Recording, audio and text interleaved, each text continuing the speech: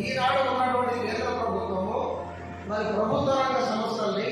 రాజ్యాంగబద్ధమైనటువంటి సంస్థల్ని సొంతం చేసుకొని వాటి మీద అజమాయిషీ చేస్తూ వాటికి ఉన్నటువంటి హక్కుల్ని కాలరాస్తూ